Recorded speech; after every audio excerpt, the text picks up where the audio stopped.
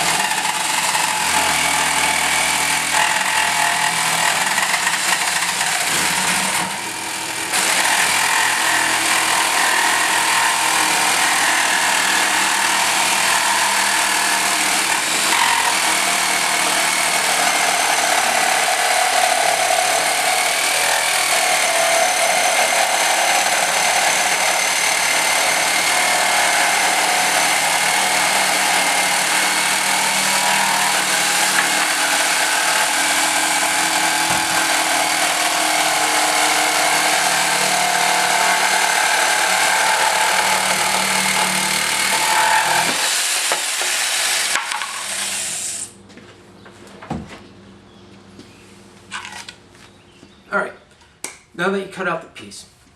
You can actually put on some leather strappings on the back, call it a day, and you have a shield. All right. A lot of people did do that, but a lot of people also did was that they, because it was the main form of protection that these people had, they would try and do things to it to prevent it from being, to give you even more of an advantage. This included putting a metal rim around the ends, leather too. The other thing is that they also put in something called they would put these on. These were called metal bosses. These would be placed a little bit below the center of gravity of the shield, and I'll explain why in a few minutes. All right. The reason that you had the metal boss is that there's a couple of reasons. One is that it's an outcropping, so when someone would come down with their sword against you, that their kinetic energy would be hitting, and then it would bounce off of this, and hopefully it would give you that split second that you needed to come in and finish up and kill the guy. The other reason is that this also helped, like I said, help the energy from that attack to not hit, like it would give you, it would make sure that your shield would have a little bit more survivability to it. Instead of just having a full-on attack hitting this, it would stop it. All right. The other reason is that with the boss in the center, you can grab a hold of it, and I'll show you the reasons why this. A lot of people have probably seen 300, a couple other films based on the Greek times. You know that the one way that people fought was that they would have something called a shield wall. The shield wall wasn't just Greek; it was also the Romans used it, and used it, as did the Anglo-Saxons, the Vikings, and a lot of other cultures throughout time. The thing about the reason for the shield wall being so successful is that it wasn't just you, it was everyone. They would lock shields. Shields would lock against each other. You would have that guy's weight against you, and all that weight would hold against one another. So when people ran into it, you would stay. All right? And the only way that a shield wall would break is that if men would start getting tired, or they would get scared, or many of them would be killed. Even then, though, there have been stories of that shield walls were so packly tight that the dead would still stand with their comrades in arms, almost becoming like a ghost of protection in some way, I would think. All right. But the problem is there are disadvantages to this. One is that when you have the shield up against you like this, with a shield, with a spear, you would have a good ability to come down to stab the person. All right, but if you had a sword or an axe or some other handheld weapon, you're not going to get as much momentum behind your attack. You're fighting yourself. One way, the only way you could do that is open up and come in with your sword. But as you can see here, I'm open. If I don't have armor on, there's that split second where a guy can take advantage of it. And if I did have armor, that's where the armor would play into effect. Like I said before, armor doesn't make you invincible. What it does do, though, is make a mortal wound livable.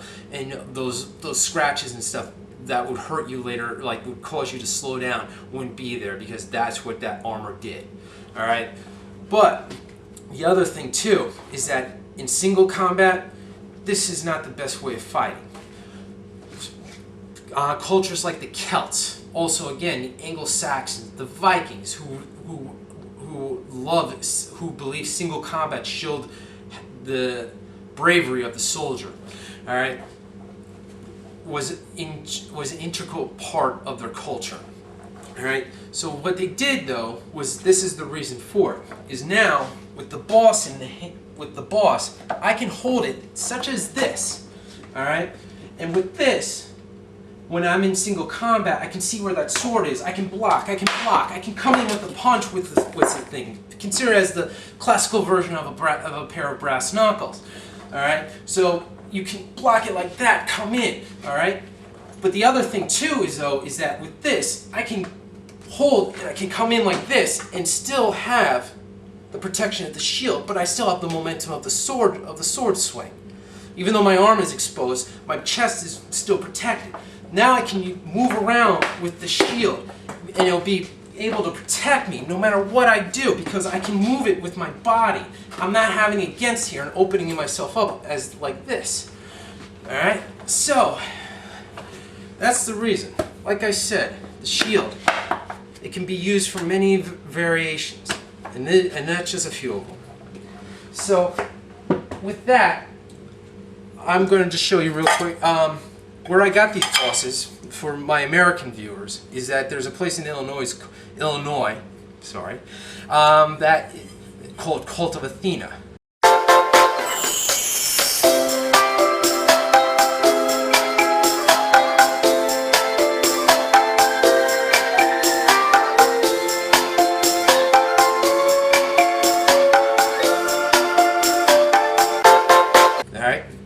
So, like, if you want to give them a call, I've talked to the people there. They're always very nice.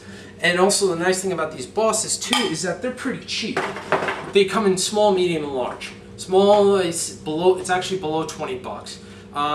And the largest one I think comes to a little bit below 30. But I'm not sure. I haven't ordered them. Excuse me. I haven't ordered a few of them for a while. So, I mean, like I said, best if you want to buy bosses. That's the only place I've actually known that actually sells them. So give them a call or check out their website. And so with that plug out of the way and some of the history, let's get back to making the shield. So there was a change in plans. Originally I was going to do just a rounded shield. Problem was though, 2x2 length and all that radius, it was that it was too big, it was too unwieldy, and it was just too damn heavy. So I ended up actually creating an oval shield, which actually works better for me because I actually have a Roman cavalry kit as in this picture, and this will make it actually look a lot, I think personally, a lot better. All right. Anyway, back to the project. Because I had to change the shape of it, I had to refine the center. As you can see here, I found the center. I used the black felt pen just so I can distinguish from the other marks I've made on the shield. All right. Now that I have that, now everything's set. What I want to do is get the boss, as I was talking about earlier. All right. Drop it on the center. All right. The thing is, though, is that you don't want this in the center. The reason is that if you put this in the center, and the whole entire shield is going to be unstable because you are in the center. You are in the center of this thing, and so the bottom of this thing is going to be going towards you while the front is going forward, and you're going to be fighting to try and keep it balanced, which is something you do not want in a fight. Plus, if someone hits the shield, it's going to come up and hit you in the face. So what you want to do is take the boss and move it just a little bit off center. And actually, that's the other important thing. When you move it downwards. Move your hand down from the center of the center. All right. So that way, it's going to be a lot more stable for you. All right. So now that you did that, and like I said, you can just move it maybe 1/4 of an inch, 3/4 maybe. You know, it doesn't have to be all the way down, just enough. Mark it, as you can see here. All right. Now, what you want to do next is measure out from the outside of the metal here to the inside. All right. So grab your tape measure. Okay. As you can see, it's about an inch. I have about an inch here. So what you do, you match up the edge of where you marked it and move in on an inch. All right. I suggest go around go south, north, east, west. So then you have a complete circle around it. All right. As you can see. Now that you have that, what you want to do next is try and match up you want to try and match these up. Doesn't have to be a perfect circle, but at least you have an idea about where it's supposed to meet. The one thing I would suggest too is that I would make this cut smaller than what you want. Just because in case that if it is too small, you can always just make it a little bit larger and slowly but surely make it larger compared to cutting it too big, and then all that work that you've done is wasted because the boss doesn't sit right and the shield doesn't sit right on your body, on your hand. All right. like I said, as you can see, this is not a perfect circle, but at least I have an idea about where I want it. All right, so now with that, what you want to get next is pull this off the workbench a bit, so that you don't. Because what you do next is you take a drill bit with a wood drill end on it. All right. What you want to do is when you do you drill this, don't do it where you marked it. Put a little bit inside, because you're going to cut this out. So if you make a hole here, it'll be gone. You know, you cut it around, it'll be gone. If you do it out here, it's going to be a bit of a pain. All right. So what you want, so you start on the inside of the second hole that you made.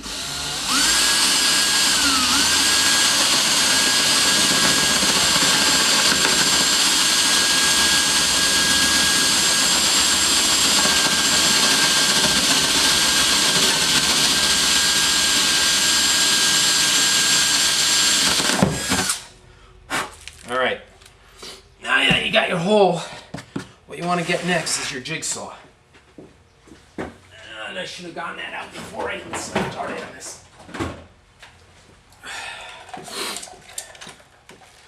Alright.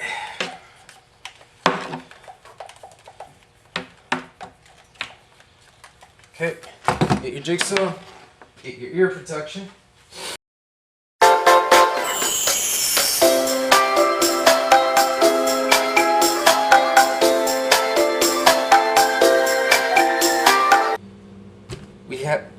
Here's the hole. As you can see, it's not a perfect hole. It's not anything, you know.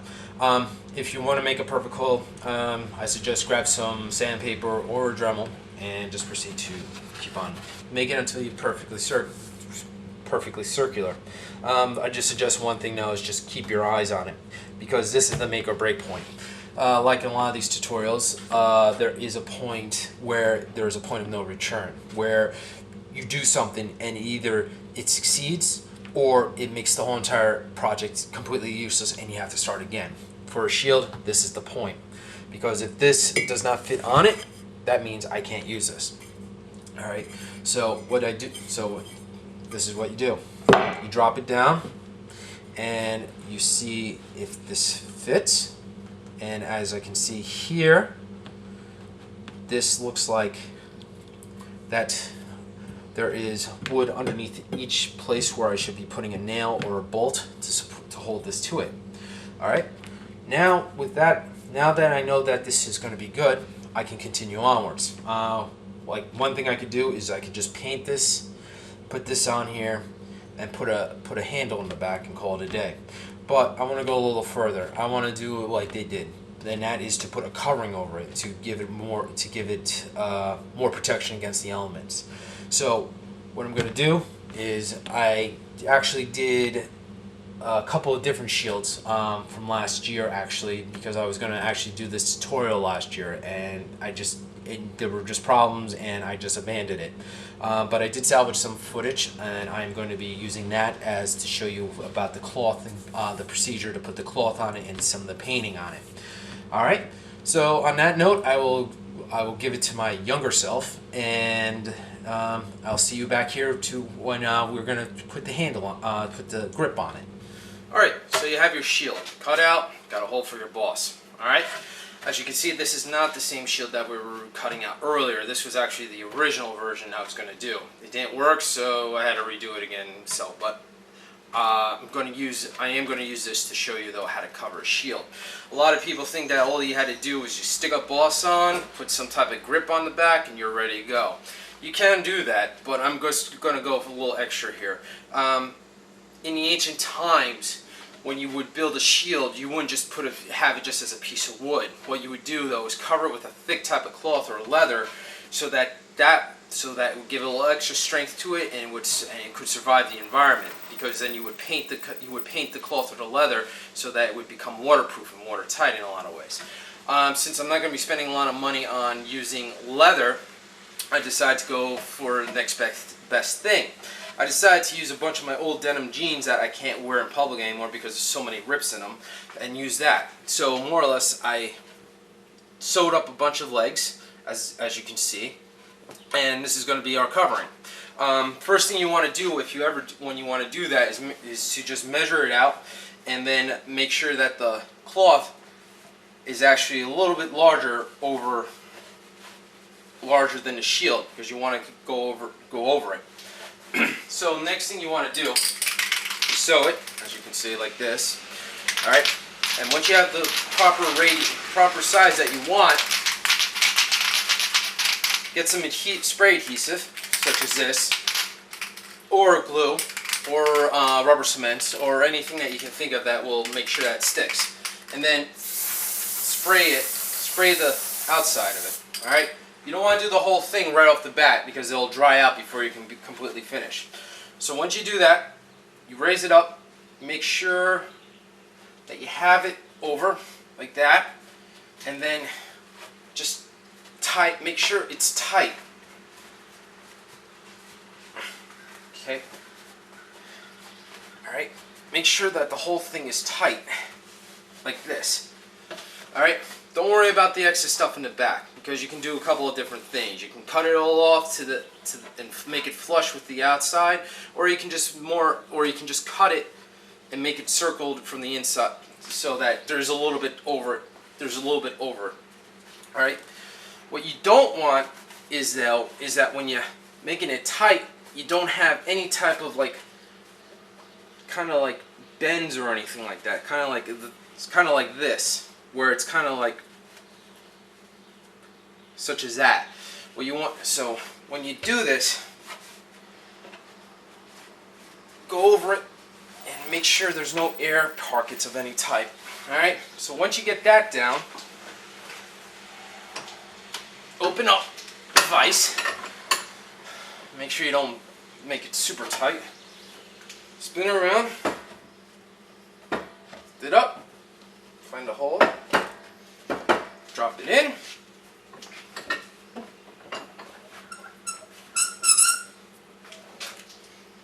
And tighten it up again.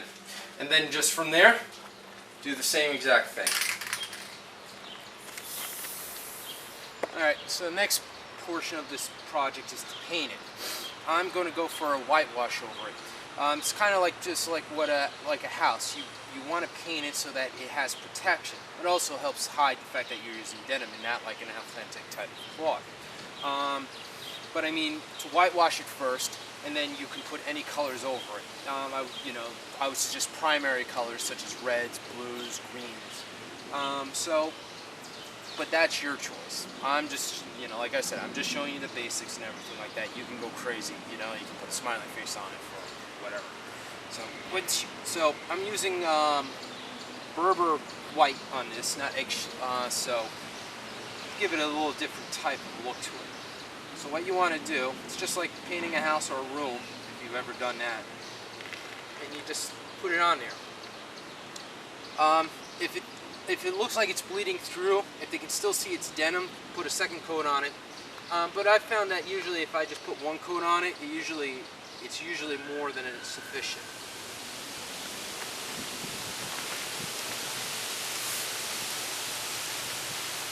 And now, just gotta let it dry.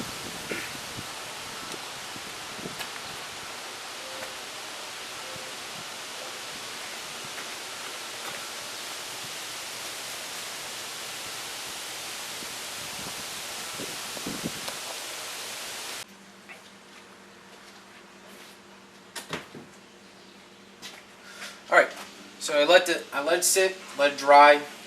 Now it's in good shape. Alright, the thing is though, is that while the glue may hold this together for now, I also know that the adhesive will eventually degrade and it will start falling apart on you. Plus, it doesn't look realistic. I mean, why is this sticking on here when there's nothing holding it? So what I'm going to do now is that I'm going to get these. These are furniture tacks. I got them about $2. Yeah, furniture nails, I'm sorry. Got them about for $2 down at the local hardware store. They're nice brass They're nice brass. They got a nice finish to the top of them. So this is adding an aesthetic appeal to it. So what you want to do is more or less grab a plastic mallet. Don't use them. You can use a metal one, but because these are brass, brass is a weak metal, and if you hit them too hard with a metal hammer, they will bend on you, and it's just a pain in the butt.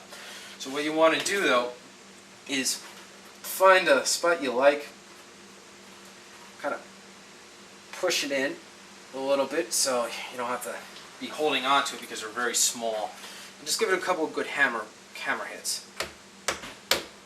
Okay, like I said. It's aesthetics, but it's also though is because the adhesive will eventually fail on you, and these will make sure that this will stay together.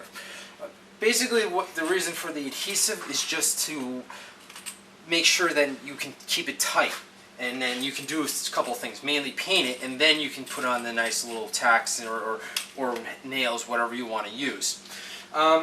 I would suggest you measure them out. I'm not going to measure them out. I'm just showing you, like, if you want to give them like every inch or 2 inches or something like that, to give it a nice consistent feel to it.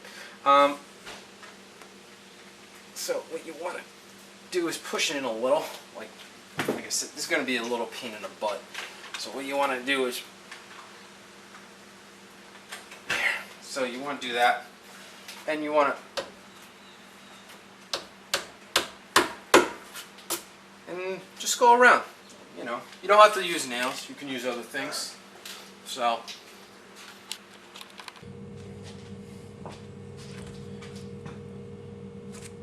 we're in the final leg of this project. All right. As you can see, I already cut out the hole in the center here. Took out the denim. So. All we gotta do now is actually just to attach the boss, a handle, and if you want, what I'm going to do with this one is I'm going to be attaching a strap to so that you can slide your arm through. So if you want to do the strap, I would suggest before you put the boss on, make sure you're right or left-handed. It's just more or less see where your arm falls, like this. All right. So and then just make a mark on the outside. For this, it doesn't really. That's how come I would suggest use a pencil on this one, because the lead will eventually dissipate, or if you're going to paint over it again with a different color. All right. So now you know where you're going to be putting the strap, which is this piece right here I got. So, but we'll worry about that after we put the boss on and get the handle on. All right. So what you got to do now, get your boss. All right. Put it down. All right. Try and make sure that 2 of the holes match up to be in the north and the south position. The reason is that you're going to be put the nail through here and attach the handle. All right. Like I said, I'm using nails actually. You could use bolts. I used my original shield. I used the square bolts. I wanted to use carriage bolts, but they got a weird alignment to the back of them, so they would actually be floating off the boss. So I'm going to be using nails. All right. So what you do now is again mark them as such. All right. You got your marks. All right. Now what you want to do is get a drill. All right. And then just drill a hole through them. I'll show you the reason why.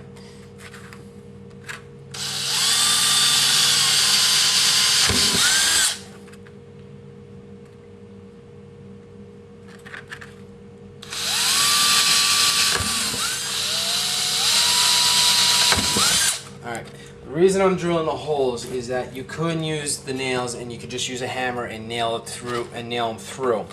The one problem is though is that the wood may actually splinter. So I was taught a long time ago when I was a kid about if you're going to be putting nails or even screws through any type of wood, it wouldn't be a bad idea to have a pilot hole. The other nice thing about a pilot hole too is that you have like a position to put the nail, and so you're not holding it, and you can so you're not going to bend your fingers. All right. The other reason that I'm putting these in is that I am actually going to be riveting them to the back of this so that there's actually a little extra strength holding it. Because that's the other problem with nails, is that when you're moving around and banging around on them, is that because they're so smooth, they'll eventually slide out. They're not like screws. All right. So now that you have the holes. Hold on a second. Now that you got the holes, all right, is that I got actually 2-inch nails here for this because I don't know how much I'm going to need to cut off. All right, so you can slide them through, so.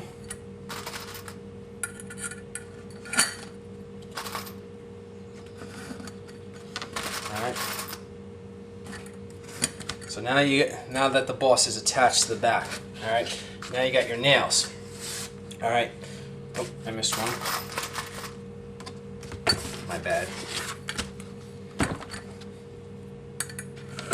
All right.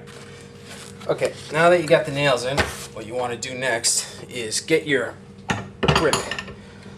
What I use for a grip on this is just a basic dowel rod. You can get these at an art store or your local, like a Lowe's or a Home Depot, AC Moore's, Michael's, and they're about $1. So they're really cheap. So you don't have, you're not going to break the bank for them. All right. And also, as you can see, I also put to do a little accentuation, I put a leather grip on this. What I did was I cut the piece of leather, then I used some spray adhesive, sprayed it down, and then just slowly but surely wrapped it. If you have a 10-cent tack nails, I would suggest also put a tack nail on the end so that it is secure in there, or a staple if you can't get tack nails. All right. So now, with that all set, what you want to do now is find where you're going to be putting your grip. All right, as you can see, I'm also using the leather as to tell me where this is going to be, where it's going to be sitting. All right. So now that I have that, what I do now is just push the nail up into the dowel rod to mark it. All right. And I lost the other one, but you see what I'm talking about. You basically, what you do is you're going to mark it, and then you're going to drill a hole through the dowel rod, such as right here, as you can see. All right. So I'm going to drill a hole through that. Actually, here we go. All right. Actually, don't do this because it might slip out of your hand. It might take your hand.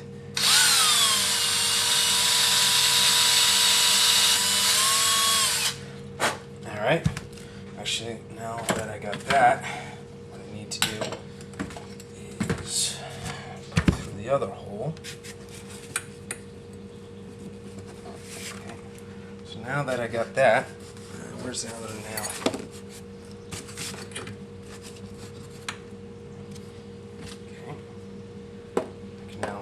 That there as a base, as you can see. And now I find the other nail. Find the hole, which is here. Aha. All right. And like the other one, what I'm just going to do is mark it.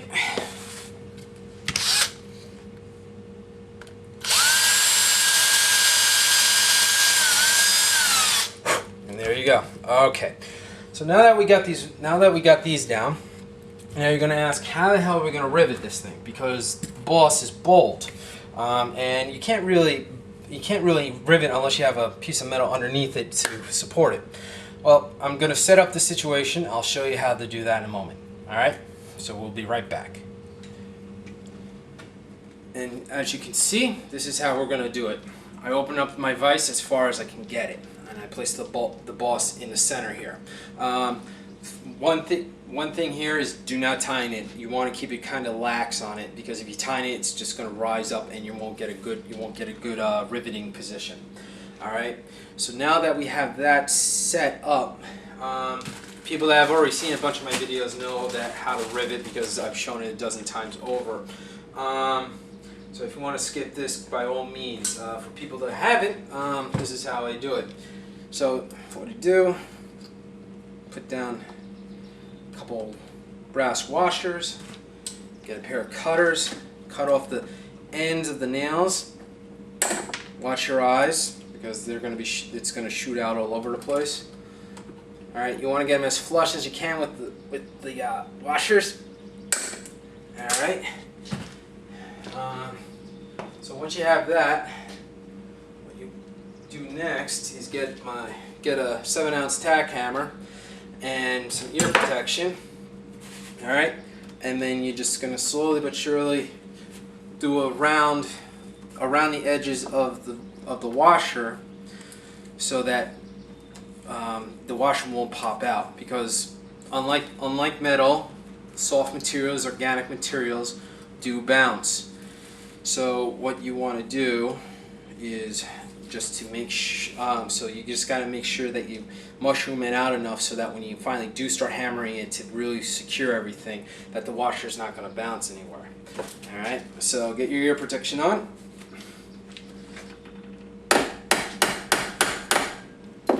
As such. Okay, I was able to get the rivets in. The problem is that the dowel is rounded, so the rivets, I mean the nails are holding and the rivets are holding well, but I also know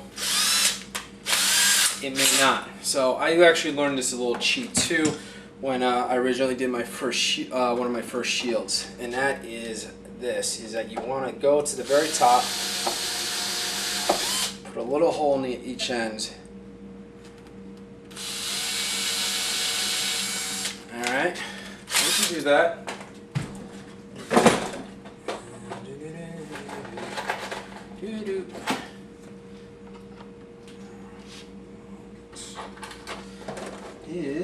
then let's get a couple of screws. That's right, you heard me, screws. Such as this, which I believe are 3/4. All right. What you want to do is put one on one end and one on the other. This way it'll definitely be secure. I mean, no one's going to really see it unless you allow them to use the shield. So, like I said, it's just going to be a little extra protection so that you don't lose the handle if you're... Also, just make sure that they're short enough, they're long enough to go through the dowel, but short enough so that they don't go through the shield itself. All right, so as you can see, this is actually holding pretty well. So what I'm going to do now is I'm going to finish putting in the last. I'm going to put in the last four nails in this thing, and then show you how to put on a arm, like an arm brace here, and that's pretty much it. That's actually all right, everyone. Here you go. This is a complete shield. All right. As you can see, I put in the last couple of rivets here, and also, like I said, I put a couple of screws on the bottom and the top of the handle so that there's a little bit more security on it. All right. You also can see I also put a couple of holes on the side here. This is where I'm going to put some leather strapping for my arm. So if I ever want to make that shield wall, but that's just frivolous, I mean not frivolous, but bells and whistles, stuff that from what you've seen here you can easily do. Another one I would suggest too is that if you want to have something where you can throw it over your back is just buy a belt and again make a couple of holes, and then so you can swing it over your back like a Viking or like Boromir in Lord of the Rings. But like I said, that stuff you guys can do now by yourselves. But this is pretty much it. I showed you, so hopefully this guys will help you with your work. And yeah, that's pretty much it. If you got any comments, you can always comment me. If not, I will see you guys on my next tutorial, which is, I don't even know. And that's pretty much all I got for you. Alright, have a good day, and have a happy summer.